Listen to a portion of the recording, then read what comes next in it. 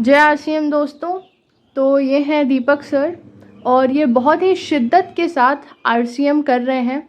तो आइए जानते हैं इनसे कि हमें आरसीएम बिजनेस क्यों करना चाहिए। तो दीपक सर प्लीज़ बताएं। आरसीएम बिजनेस हम सबको जरूर करना चाहिए। ये ऐसा हुआ कि एक बार हमको मीटिंग में जाने का मौका मिला। वहाँ हमने स्टेज पर संजय वर्मा सर, राजू सब्जी वाले का जो हमने सेलिब्रेशन देखा, सेलिब्रेशन देखने के बाद मुझे लगा कि नहीं, ये सेलिब्रेशन हर किसी के जीवन में आना चाहिए।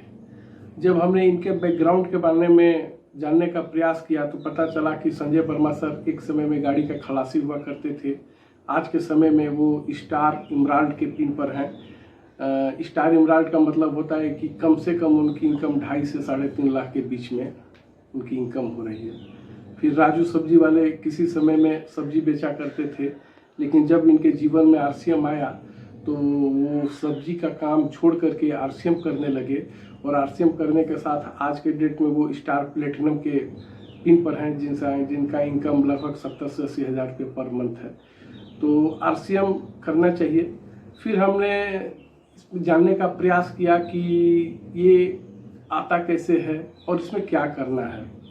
तो जानने के क्रम में मुझे एक बात का पता चला कि ये बिजनेस सेकेंड जनरेशन को ही चला जाता है। सेकेंड जनरेशन का मतलब हुआ कि हम रहें अथवा न रहें तो ये बिजनेस हमारे सेकेंड जनरेशन मतलब कि जो नॉमिनी होता है उसको चला जाता है।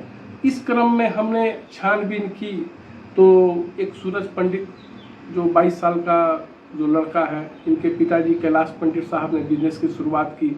और आज कैलाश पंडित साहब इस दुनिया में नहीं है, लेकिन आरसीएम का एक बहुत अच्छा खूबसूरत प्लान है कि ये बिजनेस सेकंड जनरेशन को जाता है। तो वो कोड इनके बेटे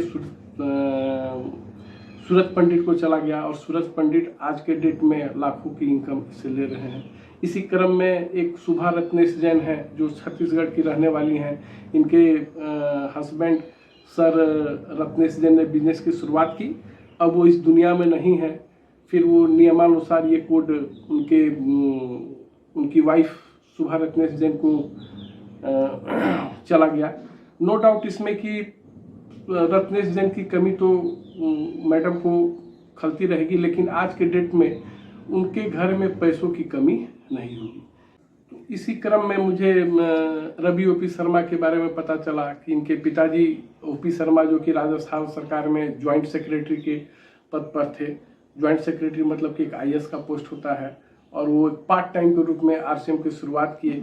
और आज के डेट में ओपी शर्मा साहब नहीं है, लेकिन फिर वही आरसीएम के नियमानुसार ये सेकंड जनरेशन को कोड चला जाता है। तो रवि ओपी शर्मा के पास ये कोड चला गया और रवि ओपी शर्मा आज के समय में स्टार डायमंड हैं। और इनकी कमाई की बात की जाए तो एक महीना में वो भारत सरकार को 6 लाख जीएसटी देते हैं। इसी क्रम में फिर मुझे राकेश अरोड़ा सर के बारे में पता चला कि राकेश अरोड़ा साहब ने बिजनेस की शुरुआत की। और आज के समय में राकेश अरोड़ा साहब इस दुनिया में नहीं है, लेकिन उनकी फैमिली उनके काम का लाभ ले रही है। तो मेरा ऐसा कहना है कि हम सबको कम से कम अपने सेकेंड जनरेशन आने वाली पीढ़ी जिसकी जवाबदेही हम पर है, उनके लिए आरसीएम को स्वीकार करना चाहिए। और कहीं ना कहीं तो हम यूजर हैं ही, किसी न किसी शॉप से तो हम प्रोडक्ट यूज कर ही रहे हैं। तो क्यों नहीं आरसीएम का हम प्रोडक्ट यूज करें। इसका प्रोडक्ट यूज करने के साथ साथ एक बिजनेस की भी शुरुआत हो जाती है। इसको एक ऐसे उदाहरण से समझा जाए कि खेत में बुनाई गेहूं की होती है, लेकिन भूसा उसके साथ में आता है। ये नेचुरल फेनोमेनन है, इसको हटाया नहीं जा सकता है। इसलिए आरसीएम की एक खूबसूरती है कि आप सिर्फ प्रोडक्ट यूज करेंगे घर के लिए और बिजनेस आपके साथ चली आएगी। तो हमारा आपके माध्यम से अंजलि जी हम सब लोगों को बताना चाहेंगे कि आप सब एक बार जरूर ट्राई करें